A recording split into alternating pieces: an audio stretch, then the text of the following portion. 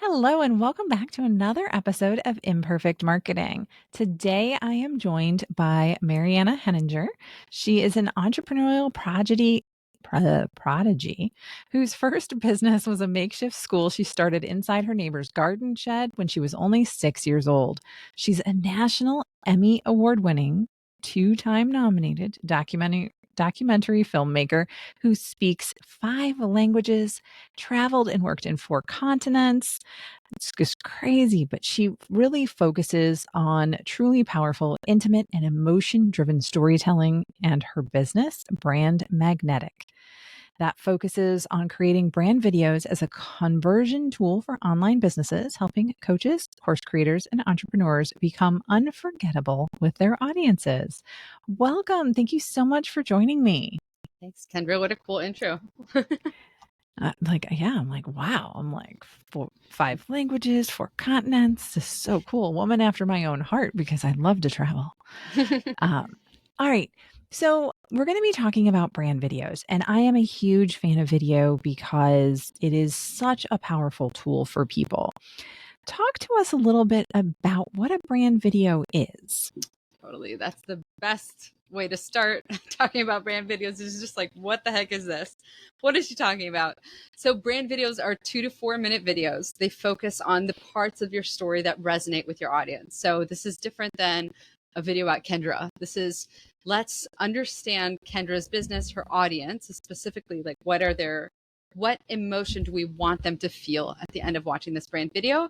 And your entire story will kind of be constructed, or we're not fabricating anything, but we are building that story both the way you tell it and visually to elicit those feelings as your audience is watching your brand video. So that's what it is. It's a 2 to 4 minute video that harnesses your story in a very emotion driven way, passionate, intimate, personal, and you use it to really build trust with your audience in a lot faster. So the entire purpose of the brand video is as a conversion tool, and it's meant to accelerate that trust and have your audience really see you at the end of watching it, not just as an expert, but as a friend. So they see you as an expert with all of your other content that you put out there. But in this video, they're going to see you as a friend. And so now it's going to shape everything that they see about coming from you after watching a brand video is going to be seen through the lens of that brand video. I love that. There's a couple of things there that really jumped out at me. First, resonates with your target audience. You have to know who they are and what they want to be able to create this and to create communications that resonate with them. So if you have not identified your target audience, do not start with the brand video. Hold off, think it through, really understand what it is that your target audience is looking for.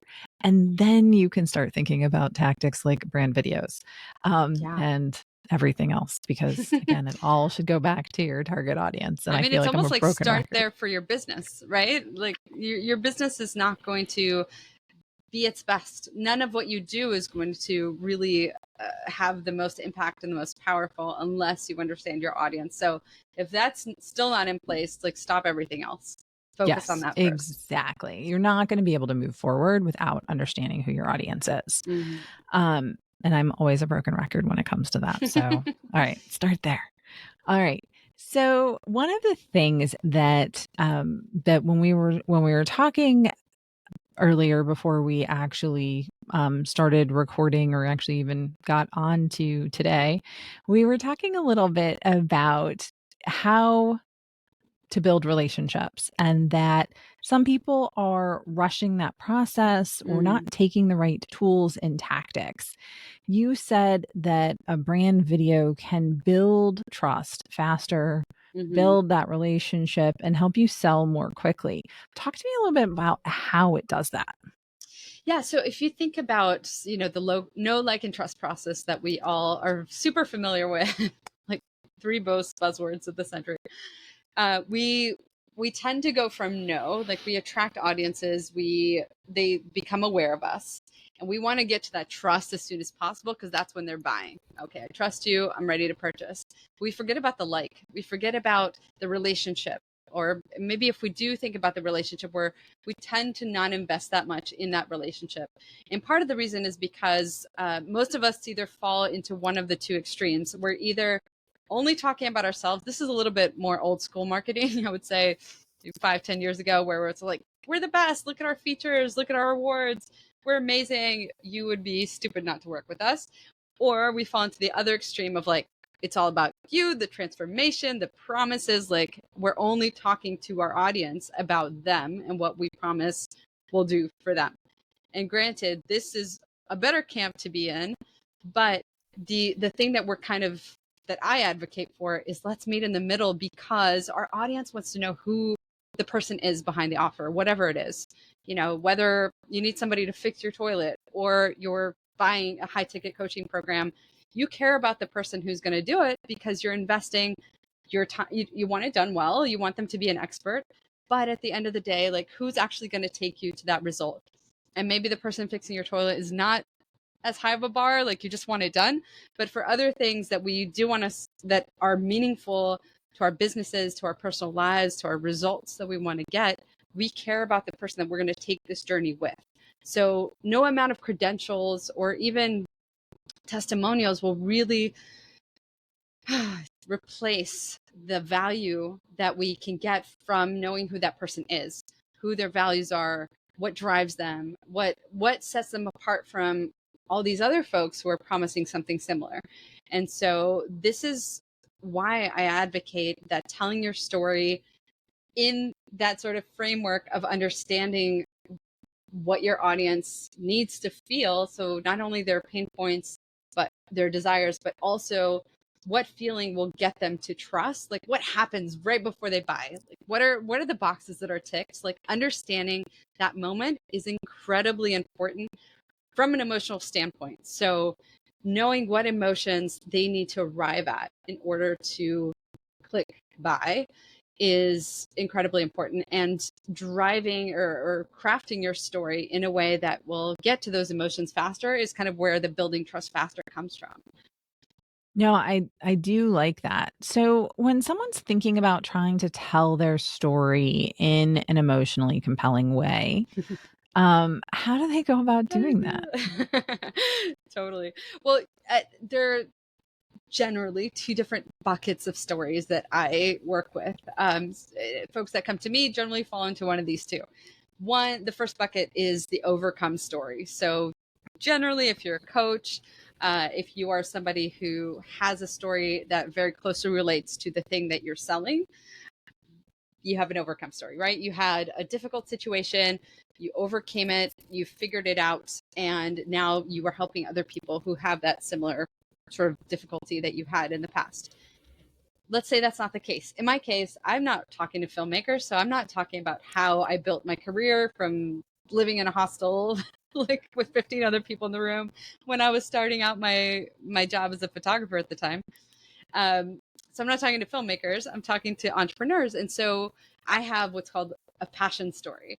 That passion story is where I dip into the parts of my story that I know will resonate. Everyone should be doing this, right? What are the parts of your story that will resonate with your audience? And so how do you tell your story in a way to evoke emotion?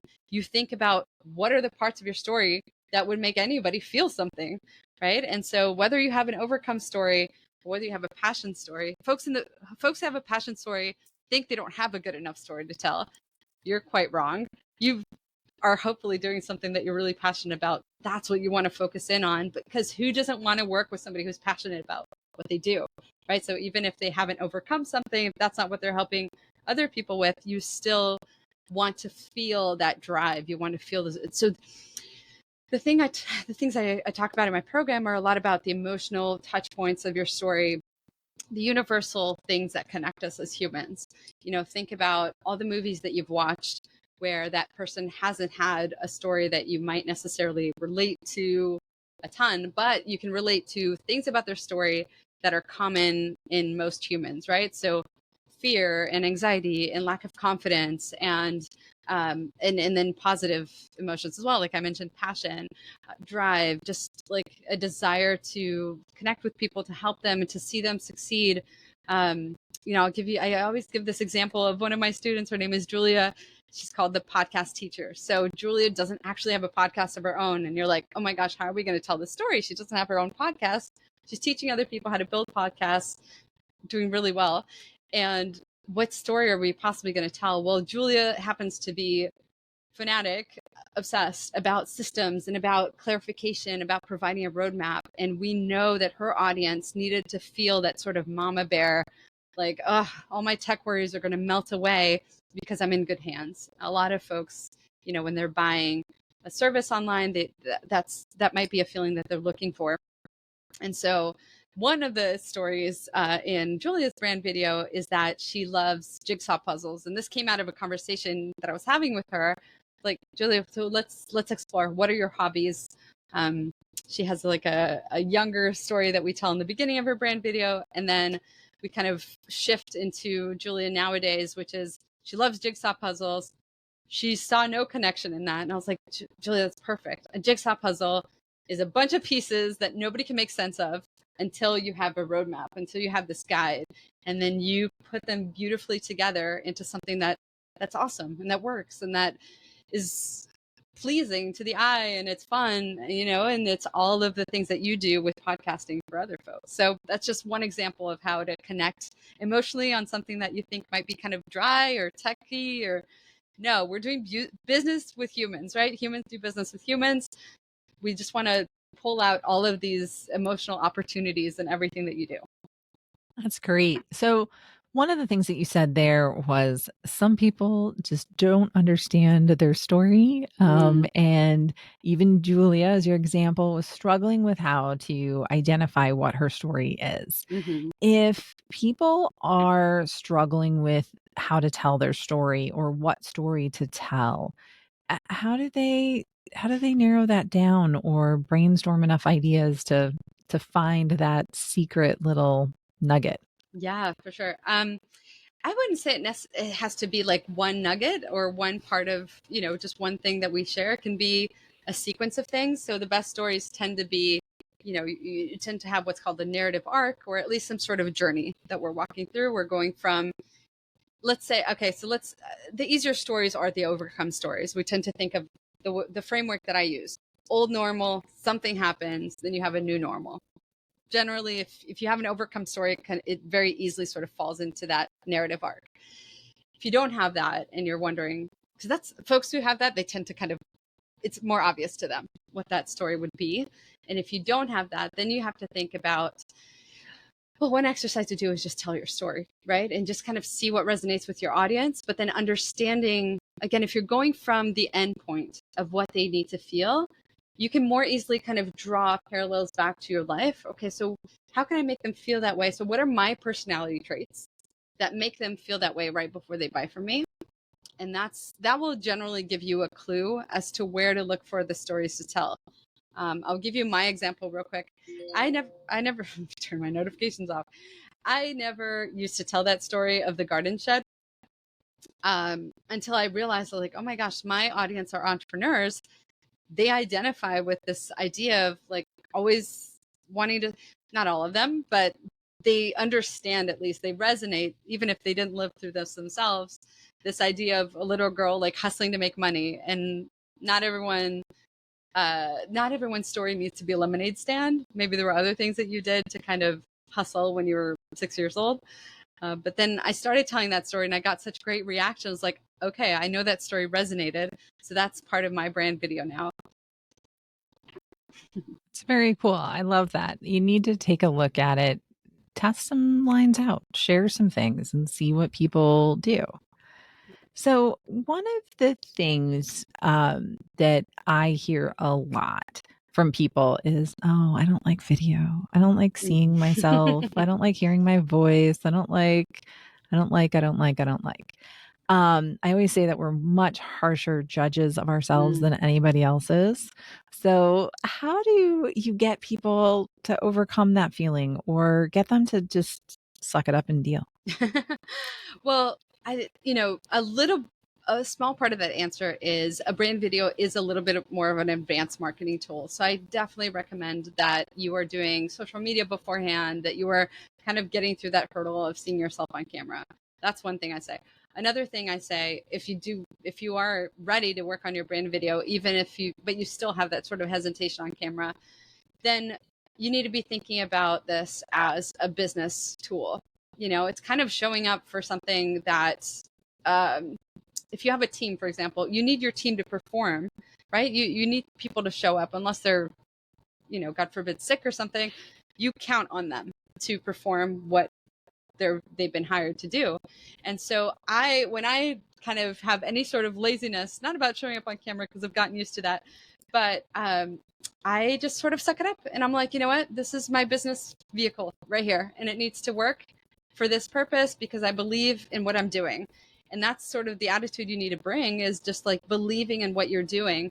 The third one is kind of key. And honestly, if you just took that third one, you could get rid of the other ones, which is, it's not actually about you. First of all, you're not modeling, which maybe your business is about modeling, in which case you're probably fine in front of the camera. But you need to focus on the story that you're sharing for the purpose of impacting and serving your audience. So ultimately, again, your body, your face, your voice, those are just vehicles for your story, for your message.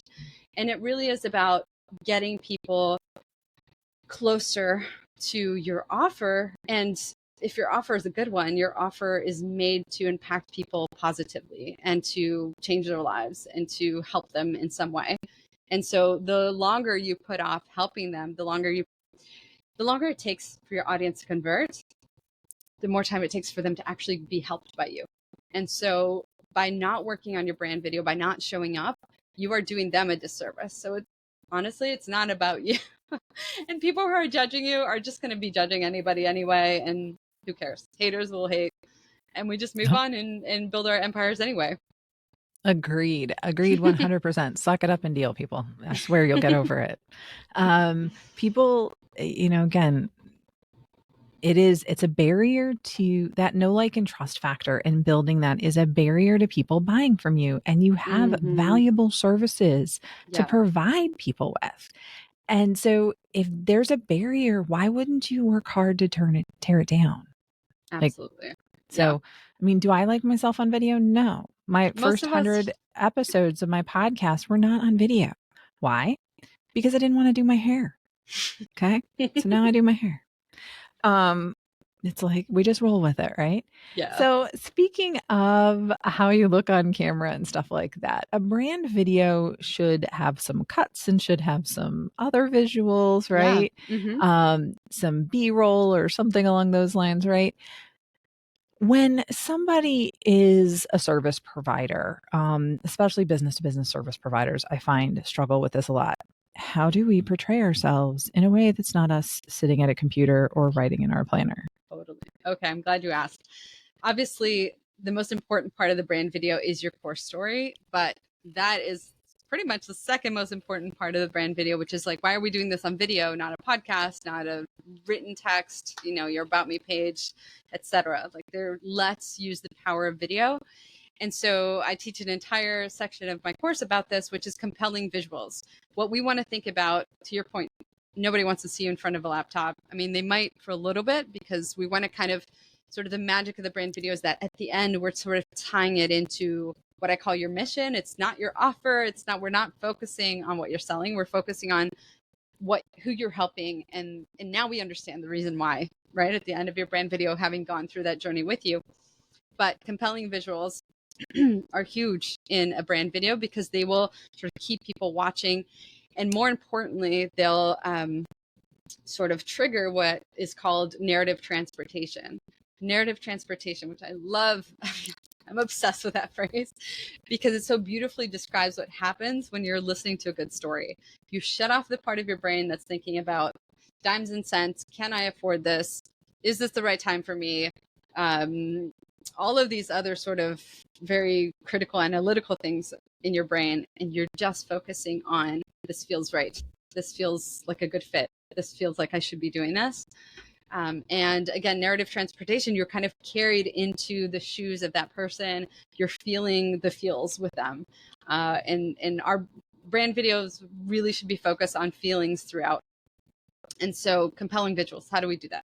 We think about non-literal visuals. So visuals that evoke emotions, visuals that are metaphors. So that example I gave you of the jigsaw puzzle and Julia's story is a non-literal visual. It's a visual that you wouldn't expect to see. It's a visual that's visual, by the way, which is another important component. Not all visuals are interesting or colorful. There isn't movement. And in this case, when you can combine all of those things, that's a really good signal for a visual, is when there's movement, it's colorful, it's dynamic. It's visually intriguing. Think about like the things that you like to see and like to watch. It's kind of ASMR for your eyes. Sound is also a very important component. I absolutely love to use natural sound. In the biz, we call it nat sound. And so some visuals to think about are in nature, you know, water moving or wind or leaves in the trees, like all those things can sort of evoke emotions as well. And yeah, you know, there's no one size fits all. There's a bunch of examples I can give, but basically you're looking for visuals that really sort of trigger an emotion of some sort. And if you're not used to thinking visually, then that's kind of where to start, is just sort of this exercise of every time you watch a commercial and you watch a video or a film rather, you want to think about what am I feeling? And then when you realize what you're feeling, you're like, what am I actually seeing that's making me feel that way? It's fantastic. So again, just gets people thinking about the ways that they can start thinking about their story a little bit differently, getting people to relate to them so that you're not sitting there writing in your planner, you know, whatever else it is. So I think that's great and should hopefully get everybody that's listening or watching thinking about that. Yeah. So you have your brand video. You got all your visuals. You got over the fact that you don't like how you look and you don't like the sound of your voice and everything else that goes with it. Join the club. You've got, I know exactly right. You've got this brand video. Now what? Now what? Okay, great. So that's the second most asked question, which is a great one. Once you have it, where does it go? So I talk about like 5 places where your brand video should live. The first one is your email signature. Your brand video should, so before I even get into the 5 things, you really should think about your brand video as the lens through which people are going to see all of the rest of your content. So you want it as top of funnel as possible. They're going to be hooked by an ad or something that they've seen, or a comment that they've seen somewhere, or you're in a group together, you networked on Zoom, whatever the case may be, you guys connected, and you want your brand video to be the first thing that people watch as soon as they come into your universe. Why? Because again, it's going to reframe everything else. Think about this. When you meet somebody for the first time, whether it's over a Zoom call or in person or over email, whatever the case may be, actually over email a little bit less, because that's a little bit less dynamic and personal, and we might not know to put a face to what we're hearing. So let's say over Zoom or in person, every time now that you interact with that person, you will remember that interaction. You've kind of created, you know, feelings associated with that person. You've sort of built this mini image of them in your mind. And so every time you hear from them, whether you've signed up for their offer, emails, whatever the case may be, you follow them on social, when they pull up on your feed, you are going to be framing that through the lens of that interaction. So that is what the brand video replaces. You can't have Zoom calls with every single person in your universe unless you're a tiny business. And so the brand video is going to frame everything else as a friend, as somebody they've gotten to know, as somebody whose values they understand and who they had this like emotional connection with. And we toss the words emotional connection around quite a bit, but that is hugely important. In fact, like there's a Harvard Business School study that says that 95% of purchasing decisions are made subconsciously, which means they're made on sort of the emotional level. They're not made on the sort of thinking, can I afford this dimes and cents, time frame? Do I have to ask somebody, my husband, my wife, whatever the case may be? All right, so where are the 5 places your brand video should live? Top of funnel. Your email signature is super important. It's incredibly important real estate that so many people throw away by not at least having a picture there. So your email signature should have a picture on it like today, and in the future it should also link to your brand video. Why? Every single person who gets an email from you should watch your brand video, should connect you. Again, make those associations. This name, this person has this story that I've connected with. Number 2, it should live sort of pinned to the top of your social media profile. So pinned to the top of your Instagram, sort of visible on LinkedIn, wherever you're hanging out, wherever your audience is hanging out, pinned right on top of there.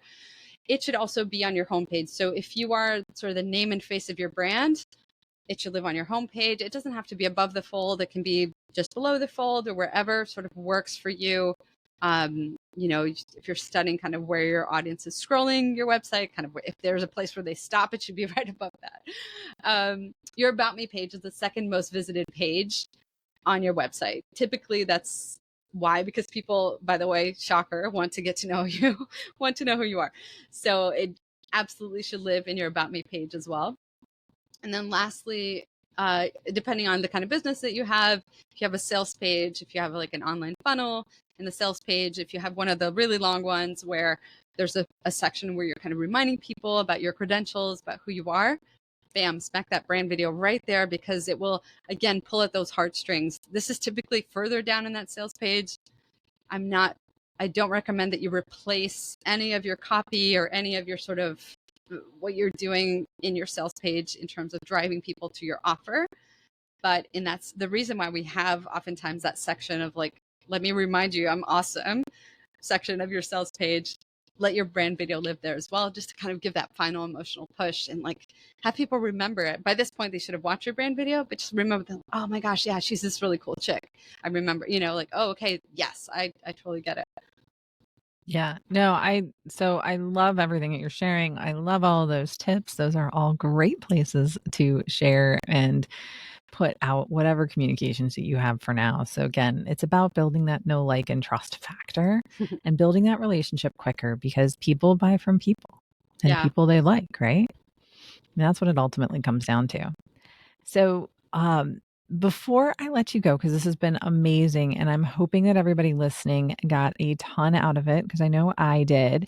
I will have a link in the show notes as usual on ways to connect, but she does have a brand video starter guide, a video training that's going to walk you from start to finish on how to create your own brand video on brandmagnetic.com. So we'll have that available for you guys to check out if you want to work through that. And then before I let you go, the show is called Imperfect Marketing because, as we all know, marketing is anything but a perfect science. So, what has been your biggest marketing lesson learned? I think to me, the most exciting part of marketing has been connecting with people individually and kind of seeing that folks that even when I wasn't actively pitching or didn't even have an offer, it's just kind of seeing the seeds that you've planted in different Facebook groups and different online spaces kind of come back at you when you least expect them. You know, every couple of days, every so often, I'm getting emails from folks that I don't know how they found me, but somehow they did. And so I think the beautiful part of marketing for me is when all you're doing is just sort of living your truth and getting out there. You know, not to dismiss any of our more intentional marketing efforts, but just to connecting with folks or seeing that what you're putting out there is resonating with people that you're not even addressing directly is really awesome to me.